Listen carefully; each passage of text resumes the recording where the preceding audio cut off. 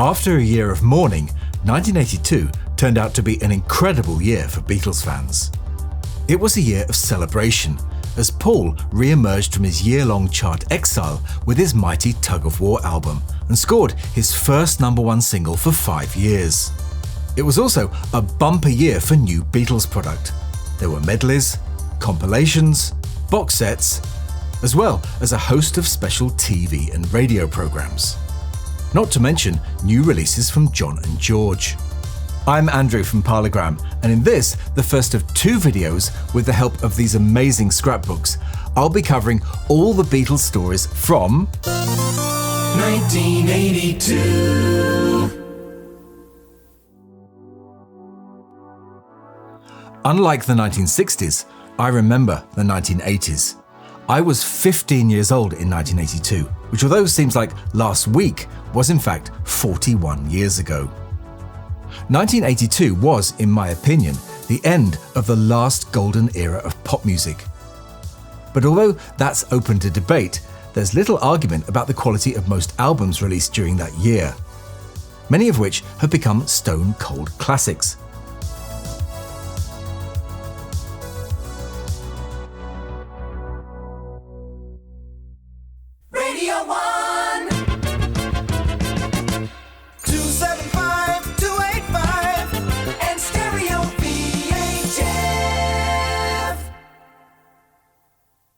The first Beatles-related media event of the year in the UK occurred at 8:10 on Tuesday, January the 4th.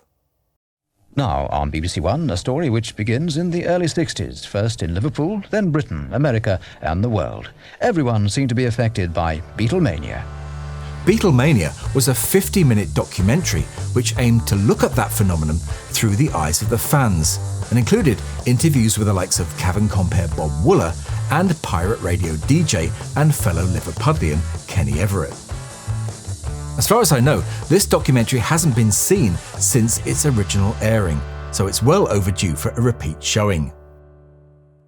In the same article that announced that show, Ringo was reported to have signed up to present a lucrative series on ABC Radio in the States. This would eventually emerge as Ringo's Yellow Submarine, a 60-minute weekly radio show hosted by Ringo, which would air from June the 4th to November the 26th the following year. Despite what would turn out to be a triumphant year for Paul, things didn't start out on the most positive of notes, as this report of him kicking a cameraman became his first appearance in the national newspapers in 1982. The incident occurred outside the BBC studios as he arrived to record the 1629th edition of the long-running radio programme Desert Island Discs. The programme, a national institution in the UK, was first broadcast in January 1942 and basically involves a guest being asked to choose 8 records, along with a book and a luxury item that they would take with them if they were cast away on a desert island. The takeaway headline from the show as far as the newspapers were concerned was that Paul had chosen John's song Beautiful Boy from Double Fantasy as his favourite desert island disc. Another interesting choice was the song written by his father, Walking in the Park with Eloise. The 40-minute episode was broadcast at 6:15 on January the 30th, and you can listen to that show today on the BBC's website, a link to which is in the description. Whereas Paul had managed to get back on his horse, early 1982 was a troubling time for John's son Julian, now aged 18. A fact that was exploited by the sensationalist Sunday newspaper The News of the World, when they published this Valentine's Day interview article with him, headlined, "Yoko scared me, she looked like a witch." Julian, pictured with his best friend and lover Kate Latto, was reportedly living on a £53 a week trust fund and had been reduced to modelling suits for magazines, which incidentally was where he'd met Kate. Aside from sharing his feelings about Yoko in the article, he expressed an interest about following in his father's footsteps into the music industry, but didn't want to rush into it. In the meantime, he said he could get a job and prove that he wasn't the layabout people thought he was. It must have been a real nightmare time for him, living his life in a goldfish bowl with the press watching your every step at every turn. For example, this picture from February the 23rd shows him on his way to court, where he was fined £40 for lighting a campfire at a woodland birthday party with friends in North Wales. Torn by wanting to be Joe Average and, on the other hand, have a successful musical or artistic career, this was the beginning of an identity crisis which has followed him all his life. 2 days later, Yoko was facing a different kind of crisis, which was holding back the tears as she accepted the 1981 Grammy Award for Album of the Year for Double Fantasy. More Yoko news appeared in the Sunday Mirror a week later, where it reported that Yoko had been on the verge of leaving John just before he was murdered. The source of this story was, no surprises, her hairdresser, to whom she confessed to being bored with John and was tired of living in his shadow. She reportedly told him, "As soon as the album is off the ground, the marriage is over. I'm planning to leave him." Curiously, this story doesn't appear in any of the other papers and hasn't really been talked about much since, so who knows how much truth there really was in it. Also that week, a number of papers carried a story which all Beatles fans have been waiting for: the announcement that their BBC recordings were finally going to get an official airing. The programme, scheduled for March the 7th on Radio 1, would be a 2-hour special and would be hosted by Andy Peebles. I remember being so excited about this news, and like many of you I suspect, taped the show and listened to it over and over again. If you'd like to find out more about the Beatles' BBC recordings and their subsequent release in 1994, check out our dedicated video about that elsewhere on the channel, a link to which is in the description. March 22nd saw the first Beatles release of the year, and the last outside of Apple's control.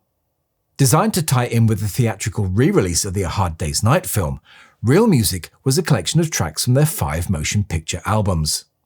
This Capitol-led project was headed by Randall Davis, the same man who'd been behind the US Rarities album in 1980. Despite the time and effort that had clearly gone into the packaging, which included a 12-page colour booklet, the album failed to catch the public's imagination. It's also one of the only albums I ever bought on cassette. Even the release of the movie medley single, which managed to get to number 10 in the UK charts in June, failed to generate any significant sales. Real Music was one of the rare Beatles albums not to make it into the UK charts and was quietly deleted in February 1984. If you'd like to find out more about this album and the movie medley single, check out our video about them elsewhere on the channel. Again, a link is in the description. March 29th saw the release of one of Paul's biggest ever singles, Ebony and Ivory. The NME, in their review from April 10th, was predictably not impressed, calling it, quote, cloying, even nauseating, and slight and trite. But that didn't stop it from becoming Paul's first number 1 in the UK for nearly 5 years, and Stevie Wonder's first. It was released on both 7 and 12-inch, which both carried the first appearance of the new MPL logo. Ebony and Ivory's B-side, Rain Clouds, had been co-written by Denny Lane, who, as this Daily Mirror article from April the 13th reported, was set to tell the full story of his life with the McCartney's, warts and all. But at this point, his manager Bryan Adams was remaining tight-lipped about the details and his relationship to Paul and Linda. Meanwhile, Paul was back where he loved to be, at the top of the charts and in the newspapers for all the right reasons. Ebony and Ivory was number 1 for 3 weeks in the UK, a fact that was celebrated by Britain's most popular tabloid, The Sun, on April 23rd. No doubt being proud it was number 1, I bet Paul was disappointed to learn that it just missed out on another chart milestone, as it was Britain's 499th number 1 single. The accolade of being the 500th went to that year's Eurovision Song Contest winner, A Little Piece, by the German singer Nicole. April the 18th saw the first in a series in the Sunday Mirror of his frankest interview ever, which tells us nothing we don't know today. Don't forget, if you want to read any of these newspaper clippings in full, just pause the video and pinch to zoom in on any of them. A more interesting and informal 2-part interview appeared that same week in a short-lived cassette magazine called SFX, which, as it says on the cover, contained a fat hour of music, news and interviews. In the 20-minute interview, spread across 2 issues, Paul discussed his attitude towards fame and John, and even how he felt about the recent Star Sound medley. Really, the way I look at it, who cares? The Beatles was it, there it was, there it is, there's the music. You don't like it, you don't like it. If you like it, that's all there is. It stands, there it is. Star Sounds, when you hear them doing it, sounds, I like it, it sounds great, Tunes sound so good when they medley them like that.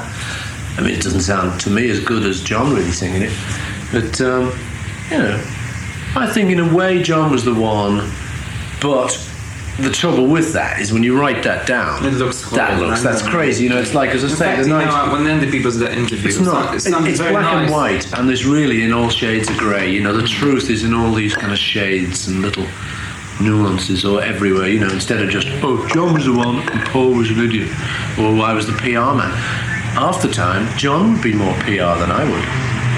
People don't kind of realise that. Depends on the mood and stuff. It went between us all. Anyway, thank you very much. A nice interview and good night. Now, I tell you what, while can you sign some stuff? Oh, bloody hell, here he goes. The obligatory Price of fame. It's the happy, happy sound of Radio 1.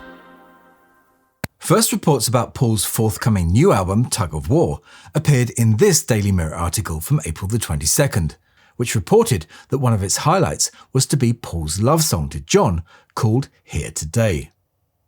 Paul appeared confident and in colour on the front cover of that week's Record Mirror, published on the release date of the Tug of War album. The interview inside the paper followed the pattern of most of his press interviews at this time, which dealt with his love and respect for John and his efforts to appear to be just a regular guy. But while the media were being friendly to Paul, the knives were out for Ringo. This story in the Sunday Mirror from April the 24th did his reputation no good whatsoever, as the late singer-songwriter Lindsay DePaul recalled in detail their doomed 5-month affair. But fortunately for Ringo, it was Paul's Tug of War album which dominated the music papers, and on May the 1st, they all lined up to give their opinion on it. Free from the restrictions of having to deal with permanent band members, Paul was finally able to use whatever musicians he liked, and cast them into which song he thought suited them best. And whilst this had worked up to a point with musicians such as Stanley Clarke, Steve Gadd, Eric Stewart and Ringo, Stevie Wonder's and Carl Perkins' contributions divided both fans and critics.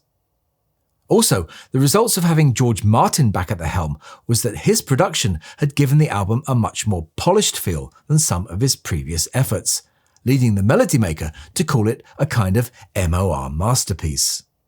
However, it conceded that Paul is still trying to put some kind of effort and imagination into his work. Tug of War, it said, is Paul McCartney in all his familiar guises. Unbearably coy, sentimental, worthy, nostalgic, and pretty predictable. Hugh Fielder in Sounds gave it 3.5 out of 5, saying it benefited from the involvement of George Martin, who was probably one of the half dozen or so people on the planet who would dare say no to Paul.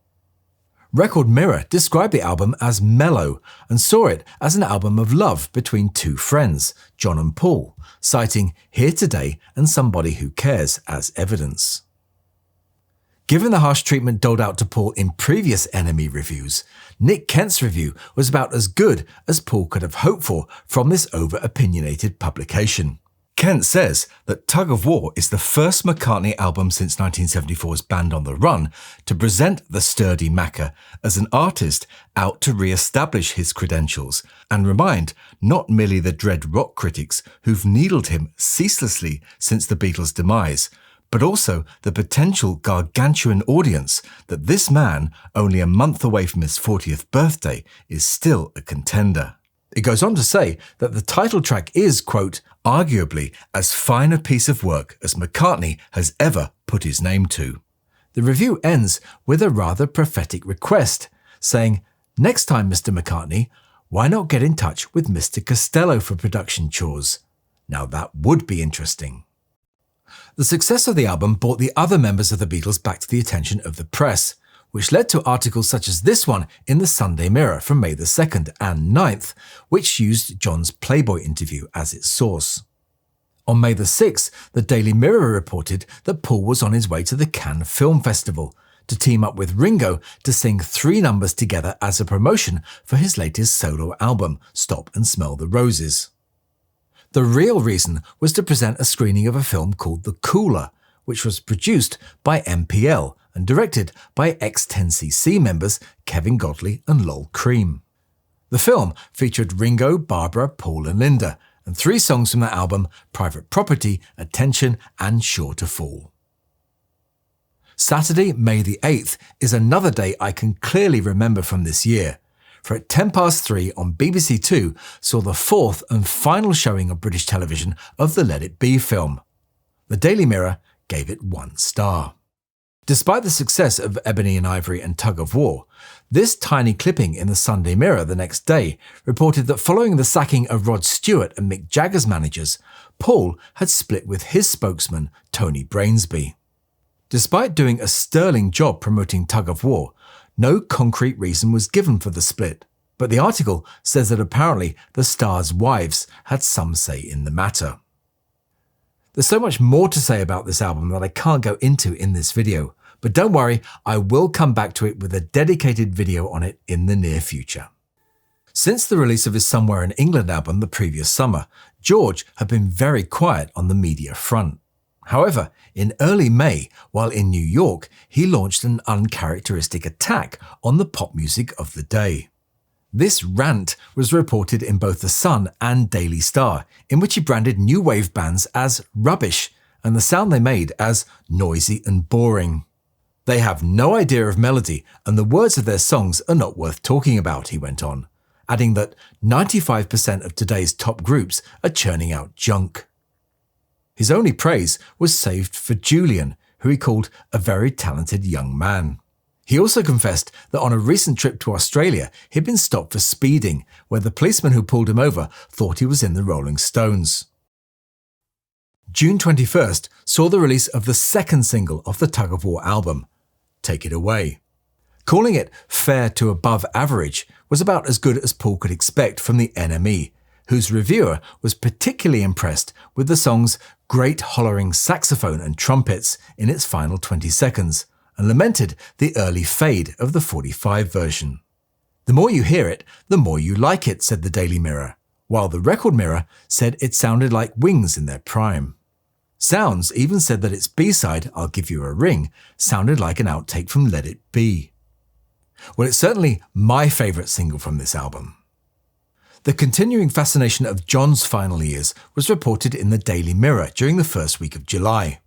Entitled Lennon: The Secret Years, the week-long series regurgitated the juiciest stories from Rolling Stone's book The Ballad of John and Yoko, which had been published back in January. Ever wondered what happened to that graffiti-covered door to 3 Savile Row?